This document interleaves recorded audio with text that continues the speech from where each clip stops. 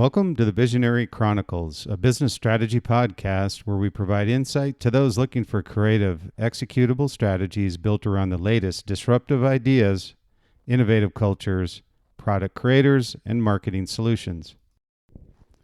Today on the Visionary Chronicles, we're going to talk about competition. We haven't talked much about this yet, but obviously with the state of where we are with our economy on a global scale, competition becomes more and more important every day. With the channels that we have right now, retail, D2C, whatever it may be on a consumer product brand, services, competition is something that all brands, companies have to address and find ways to diminish competitive forces. So when I looked at this, I said, hey, let's look at what I call the art of competition. That's what this is about. And I took a little bit of a spin off of the art of war, but the art of competition is very similar. When you look at competition, it is war. Creating a strategy that overcomes competitive forces is what we'll talk about today. But I thought there was a great quote from Sun Tzu, The Art of War, where he talked about know your enemy and know yourself, and you can fight 100 battles without disaster. I found the art of war to be very similar to the art of competition. The forces of competition. How do you go to battle without pulling a sword? These are all things that when you look at competitive strategy is how to diminish and crush your competition without having gone to battle with them. So when we look at the forces of competition, what is this? It determines strategic planning, marketplace execution.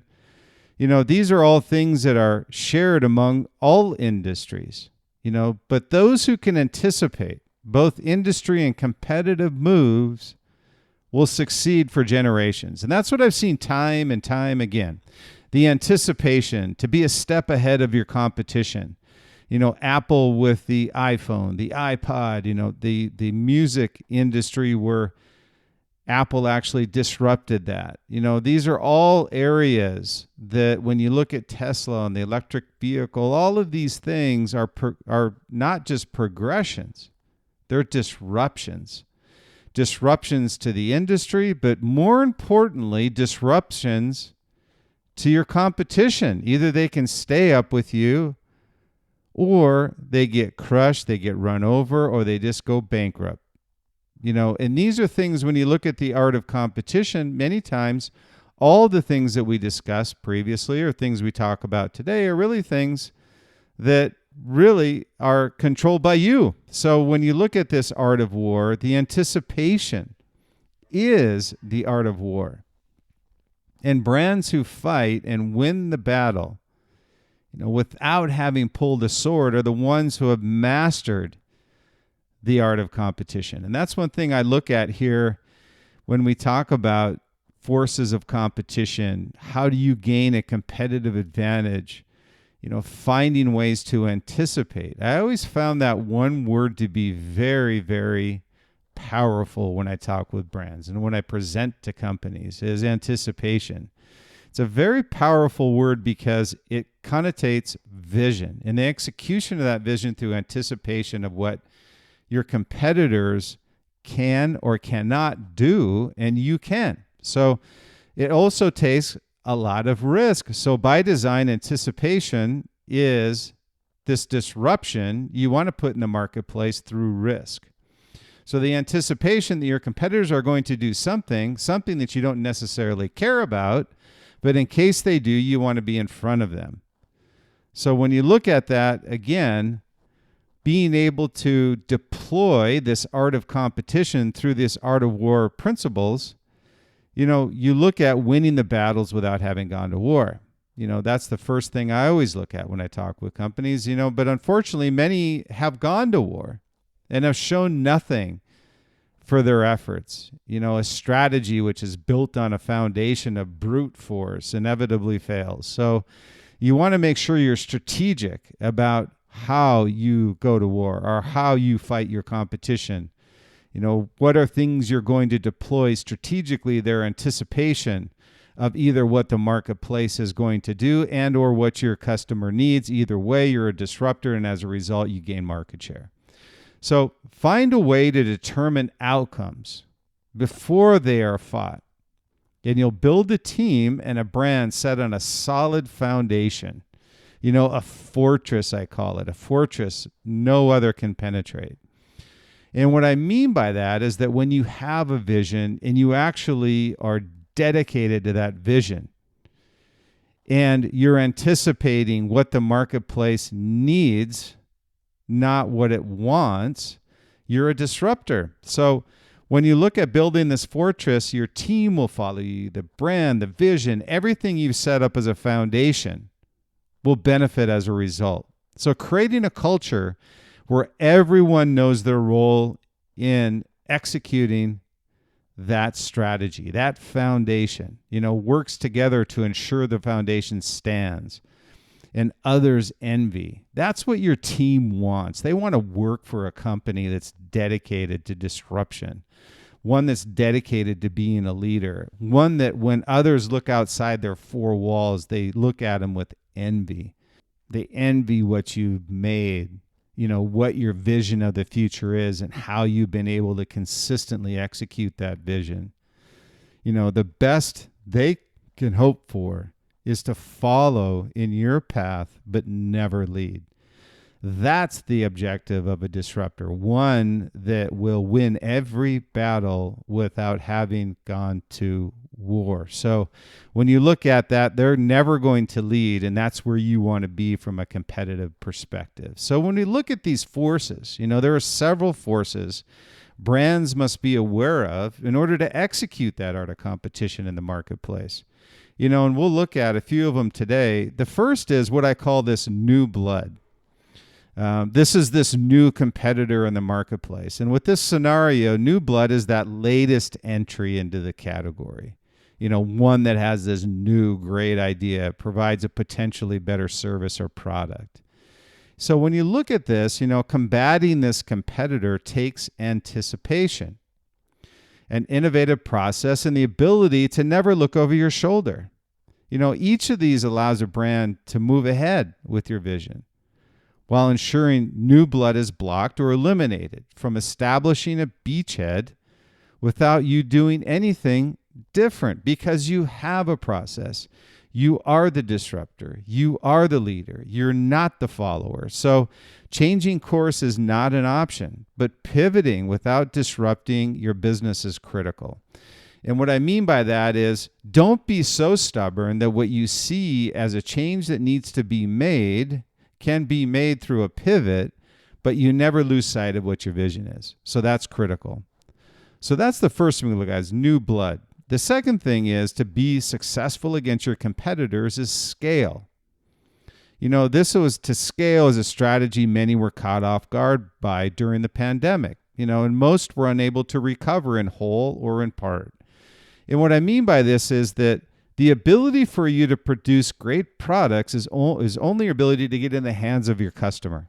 So you can have this great vision, this great idea, but if it's not realized in the marketplace, you're not successful. So the ability for you to eliminate your competition is to have scale. And through that scale is having manufacturers the ability to produce great visionary product and take that away from your competitors. So when you have this new blood or a new entry, whatever it happens to be, you have that competitive advantage as a result of being the leader and having scale. So to attain this sufficient scale with a manufacturing matrix, with the core competencies needed to produce a consistently excellent product and out-innovating yourself first, is a winning formula for success and will crush your competition every single time. The third we look at is community. What is the community? Because you are a brand, because you have established yourself as a leader in the marketplace, you have a loyal community, a loyal following. When you look at brands today, what do they follow? They follow great brands, a great story, a great lifestyle, something that provides value to them beyond product. So this loyalty, which is recurring revenue, lifetime value revenue per customer, and value creation, which is a foundation to longevity of generational brands. These pieces of your foundation will create a wall no competitor can climb. You have built this loyalty, this trust, this revenue stream, this leadership position over years. This takes consistency, an understanding of who your customer is, what they value, and why they buy your products is a strategic weapon built off your team's shoulders. And I go back to Steve's quote when he talked about, great product and great brands are built not by an individual, but by a team. And again, Sun Tzu, where he says, know your enemy, know yourself. You can fight 100 battles without disaster. So your community is part of that foundation that everybody needs, but not everybody has. So when you look at new blood, you look at your competitors, you look at commodity brands, community is a point of difference. Your retailers want it, your consumer values it, and not everybody has it. So it's a strategic weapon in the art of competition to have a community that is loyal, that can provide recurring revenue when you need it.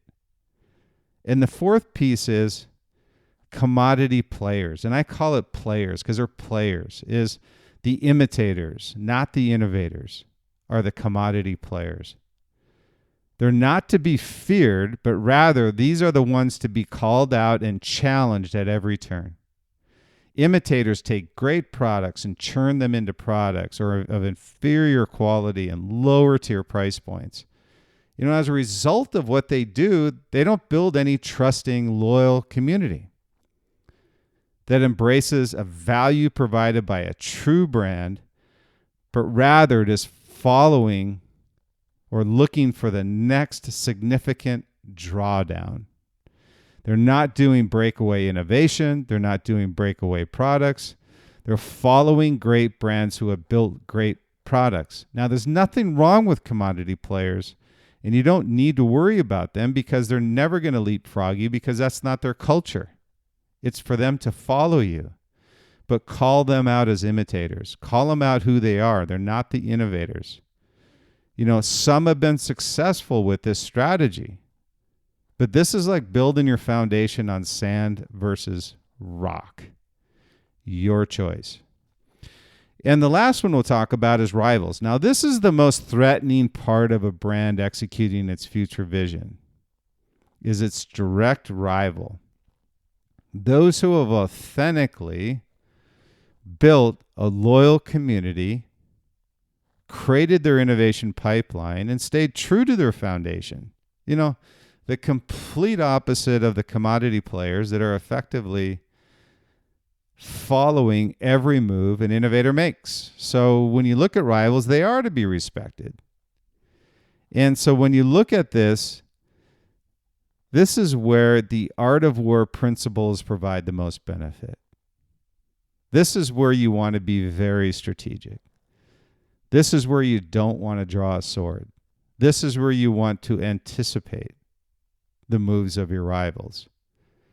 You want to find ways to outflank them, diminish their impact, whether it be a service or a product, and put fires out before they start, which means rivals will have strategic weapons they'll deploy outside of products. It could be something that they're trying to provide an environment of distrust. So put these fires out before they start. And again, I'll reiterate, the art of war is winning without having gone to battle. So what can you do to anticipate your rival's next move and step out and take risks? All I'll say is never relinquish your lead. Never, never relinquish your lead. So these are areas that when you look at Art of Competition, what it stands for, again, know your enemy, know yourself, and you can fight 100 battles without disaster. So the Art of Competition, creating a strategy that overcomes competitive forces. We talked about 5 areas: new blood, the ability to scale, how to address this new blood in the marketplace, community, how do you build that? How do you stay loyal? How do you deal with commodity players? And how do you anticipate moves of your rivals? So the Art of Competition is understanding that landscape, anticipating your rivals' moves, outflanking your competition, and finding ways to win battles through a strategy where you never have to draw your weapon. Find a way to win and you'll succeed every time. I wanted to thank you for listening to the Visionary Chronicles podcast. And hopefully you find the information that we put out each week very useful. And what we found through reviews and when we were originally putting together their Visionary podcast was found both personal and professional advice as well as information those listening to the podcast were looking for. So we wanted to be unique in that way, and hopefully you found that to be the case. And appreciate the reviews that you've been sending in, and we would certainly appreciate you signing up for our newsletter as well, which is an expansion upon what you're seeing on or hearing on the Visionary Chronicles podcast. And you can find that at 2 locations. One is bryansmeltzer.com, BRYANSMELTZER.com, or our company site, liquidmindsite.com, LIQUIDMIND site, SITE.com. So we would appreciate any reviews, additional reviews, comments you may have. Sign up for the newsletter, and we look forward to talking with you next week.